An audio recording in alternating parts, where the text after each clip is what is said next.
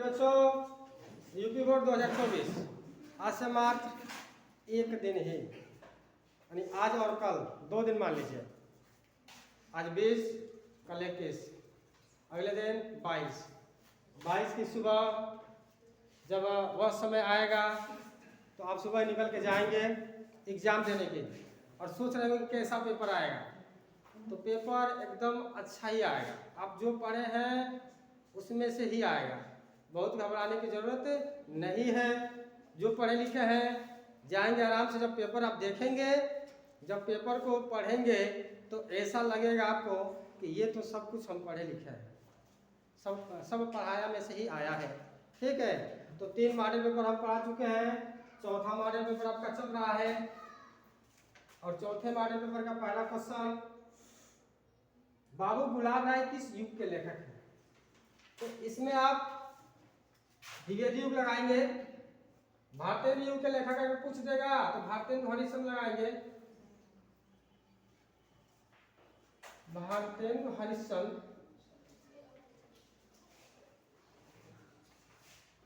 द्विवेदी युग में ये बाबू गुलाब राय है, उसके बाद से महावीर प्रसाद द्विवेदी है,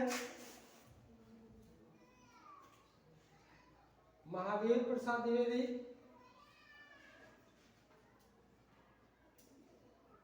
और इन्हीं के नाम पे द्विवेदी युग पढ़ा था।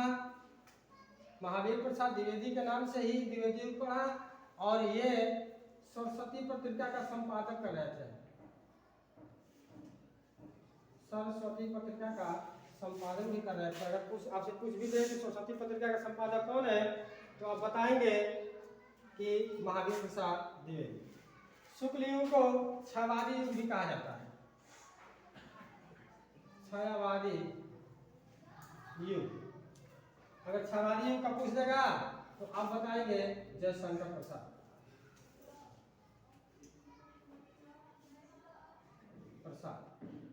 हाँ, एक बात आप ध्यान देना कि अगर शुक्ल युग पूछेगा तो 1919 से 1938 बताएंगे। अगर छायावादी युग पूछ देगा तो आप इसमें बताएंगे 1918 से 1936। ये आप इसका ध्यान देंगे। और शुक्लोत्तर युग में आप देख लेंगे तो हजारी प्रसाद द्विवेदी है, हजारी प्रसाद द्विवेदी। और आप देख देंगे तो इसमें डॉक्टर नागेंद्र भी है, डॉक्टर नागेंद्र। ओके, ये क्वेश्चन 1 नंबर आपको दे के ही जाएगा, प्रश्न नंबर पहला। अब आपका प्रश्न नंबर 2, चिंतामणि किस विधा की रचना है? कविता, नाटक, कहानी या निबंध? तो इसमें आप बताएंगे निबंध है, समालोचन निबंध है, समालोचनात्मक निबंध है। और किसका है तो शुक्ल जी का है, शुक्ल जी का निबंध है चिंतामणि।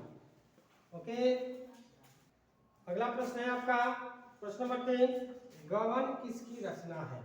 जयशंकर प्रसाद, मुंशी प्रेमचंद, निराला, हरिकृष्ण प्रेम।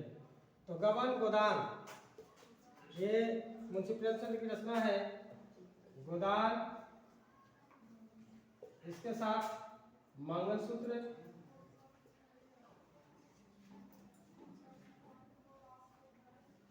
अगर आप जयशंकर प्रसाद को देखेंगे तो इन्होंने लिखा था झरना, आंसू, लहर,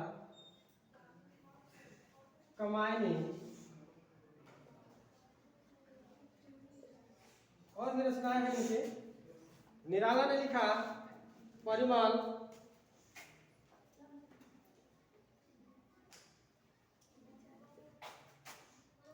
जूही की कली।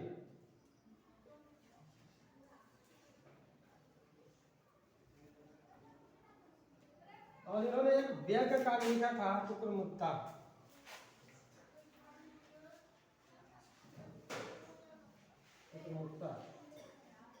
हरिकृष्ण प्रेमी की रचना आप देखेंगे तो सोहनी महिवाल,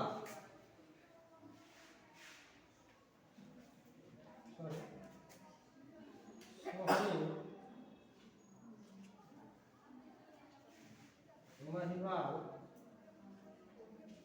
हीर रांझा, हीर रांझा, दुल्हा भट्टी,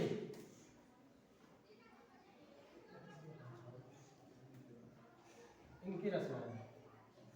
आप देख लेंगे इसमें जो शंकर प्रसाद, मुंशी प्रेमचंद और निराला, इनसे एक क्वेश्चन आपको अवश्य ही मिलेगा। ओके, हाँ, अगला क्वेश्चन है प्रश्न नंबर 4, शुक्ल युग की समयावधि 1936 ईस्वी से 1943 ईस्वी तक, 1919 से 1938 ईस्वी तक, 1900 से 1922 ईस्वी तक। तो अभी हम बताए हैं आपको कि अगर शुक्ल युग पूछेगा तो आप 1919 से 1938 ही बताएंगे। अगर इसी में अगर छायावादी युग पूछ देगा आपको, छायावादी युग, तो आप 1918 से 36 ही बताएंगे। इसमें कंफ्यूजन करता है आपको। 1900 से 1922 तक चला था द्विवेदी युग, द्विवेदी युग चला था, जो महावीर प्रसाद द्विवेदी के नाम से चला था। इसमें से एक क्वेश्चन, यानी इस युग से एक क्वेश्चन 100% आना ही आना है, इसको आप ध्यान से पढ़ लेंगे। ओके, है प्रश्न नंबर 5, नेर का निर्माण फिर किस विधा की रचना है? जीवनी है, आत्मकथा है, भेंट वार्ता है या रेखा चित्र है? तो ये आत्मकथा है हरिवंश राय बच्चन की, हरिवंश राय बच्चन की आत्मकथा है। इसके बाद उन्होंने नीर का निर्माण फिर इसके पहले लिखा था उन्होंने निशा निमंत्रण, निशा निमंत्रण, और भी इनकी रचनाएं हैं मधुशाला,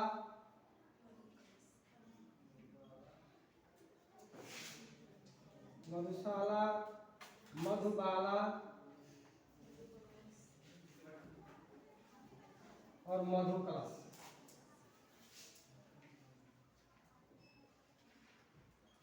ये नीर का निर्माण फिर इन्होंने कब रचा था?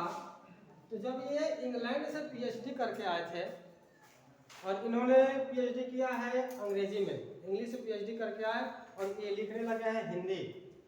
तो जब पीएचडी करके आए और इनकी पत्नी का जब देहांत हो गया श्यामा बच्चन का, तो उस समय इन्होंने लिखा था निशा निमंत्रण, निशा निमंत्रण लिखा था। और फिर जब ये गए थे लाहौर और वहां से फिर से वो शादी करके आए, तो लिखा नीर का निर्माण फिर, यानी एक आत्मकथा नीर का निर्माण फिर। अब देखेंगे प्रश्न नंबर 6, प्रिय प्रवास किस युग की रचना है? तो प्रिय प्रवास आप जान रहे हैं, प्रिय प्रवास खड़ी बोली हिंदी का प्रथम महाकाव्य है। प्रिय प्रवास खड़ी बोली हिंदी का प्रथम महाकाव्य है प्रिय प्रवास। इसको लिखा गया था द्विवेदी युग में। तो किसने लिखा था इसको, प्रिय प्रवास को? हरिऔध है।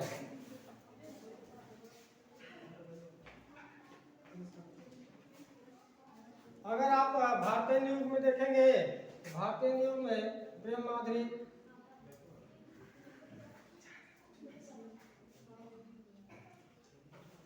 अगर आप छायावादी युग में देखेंगे तो छायावादी युग में शंकर प्रसाद ने कमानी लिखा।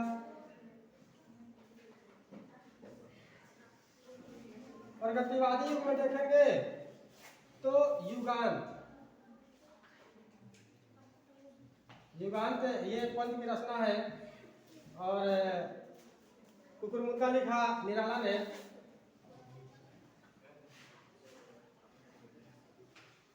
ये निराला की रचना है कुकुरमुत्ता। ओके, आपका मधुशाला किसकी रचना है? तो अभी आप लोगों ने पढ़ा है हरिवंश राय बच्चन की रचना मधुशाला, मधुबाला, मधुकलश, निशा निमंत्रण, नीर का निर्माण फिर। अभी आप लोग पढ़े हरिऔध की, तो प्रिय प्रवास, प्रिय प्रवास रामधारी सिंह दिनकर की रचना उर्वशी, रश्मि रथी।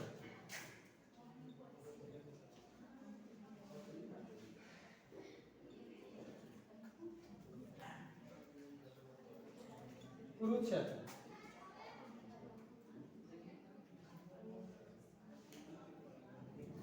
परशुराम की प्रतीक्षा।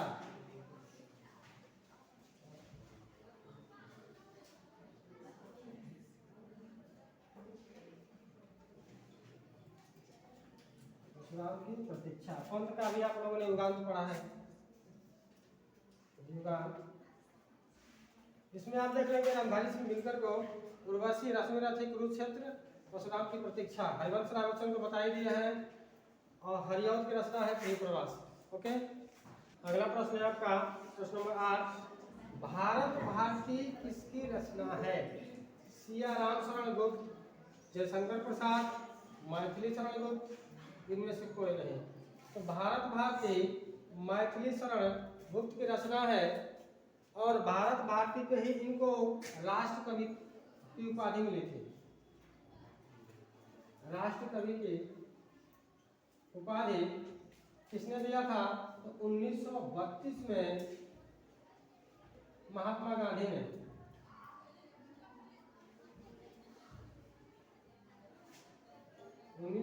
में महात्मा गांधी ने राष्ट्र कवि की उपाधि से नवाजा था। सियाराम शरण गुप्त की रचना है अनाथ।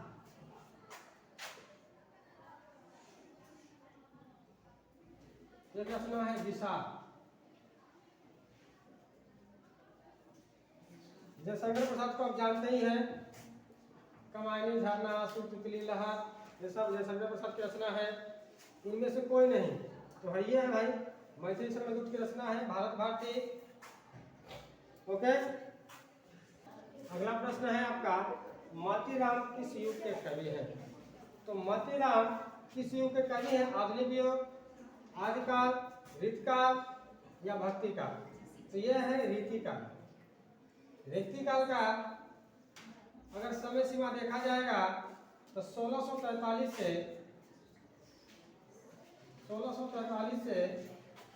अब तक, 1643 से 1843, 1643 से 1843। आधुनिक काल 1843 से अब तक। आदिकाल आप देखेंगे तो 743 से 1343 तक।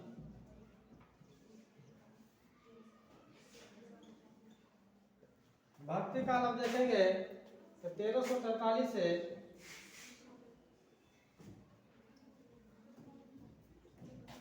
1643 तक।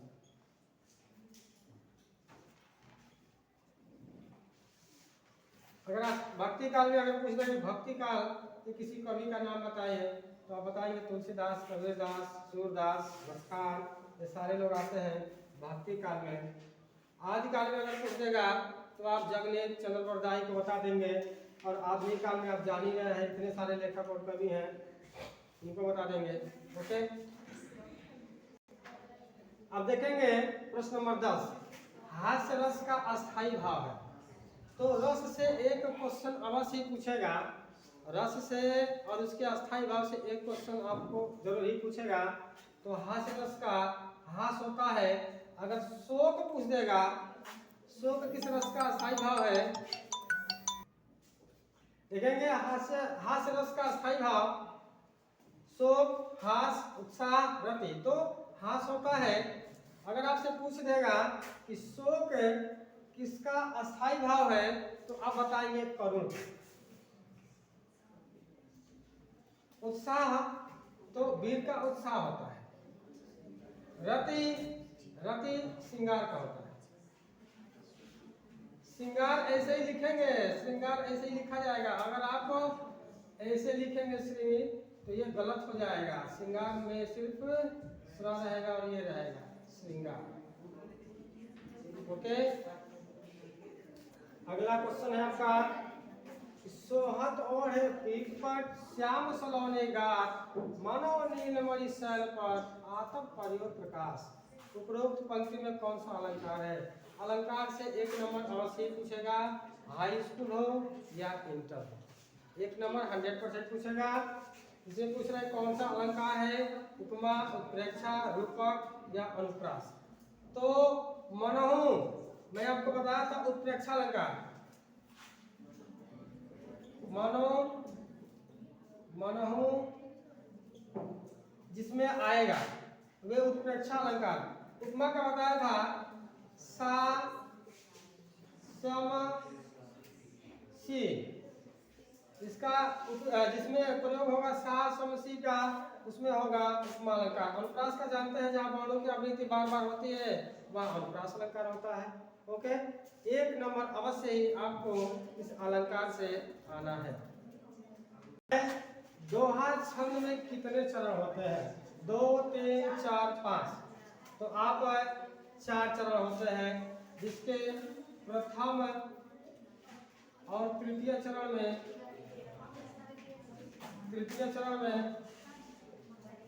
13 मात्राएं होती हैं, द्वितीय और चतुर्थ में 11 मात्राएं होती हैं। ठीक इसके उल्टा होता है सोरठा। उसके प्रथम और तृतीय चरण में 11 मात्राएं होती हैं, द्वितीय और चतुर्थ चरण में 13 मात्राएं होती है। इससे भी एक नंबर अवश्य ही पूछेगा। ओके, आकर्षक में उपसर्ग है तो 1 नंबर अवश्य ही हाई स्कूल में उपसर्ग पूछेगा। आप लोग इसको ध्यान देंगे कि 1 नंबर उपसर्ग से पूछेगा। करे आकर्षक में उपसर्ग है, बी उपसर्ग है, अप है, आ है, अनु है। तो आ उपसर्ग लगा है तो आकर्षक हुआ है। बी उपसर्ग लगेगा अगर योग में अगर आप बी उपसर्ग लगाएंगे तो हो जाएगा वियोग। अप मान में अगर अप लगाते हैं तो हो जाएगा अपमान। अनु अगर उपस्थित में अनु लगाएंगे अगर आप हो जाएगा अनुपस्थित। ओके, इस तरह से 1 नंबर आपको पूछेगा। इससे प्रश्न नंबर 14 है पीताम्बर में कौन सा समास है? तो 1 नंबर समास 100% पूछेगा। याद रखिएगा 1 नंबर अवश्य पूछेगा। पीताम्बर पीला है अंबर जिसका, अर्थात किसको बता रहा है? यानी दोनों पद इसका गौण है और तीसरे पद को प्रधान बना रहा है, तो बहुव्रीहि समास यानी कृष्ण को बता रहा है। पीताम्बर का मतलब कृष्ण, पीला है अंबर जिसका हो जाएगा कृष्ण। कर्मधारय समास हो जाएगा कमल नयन।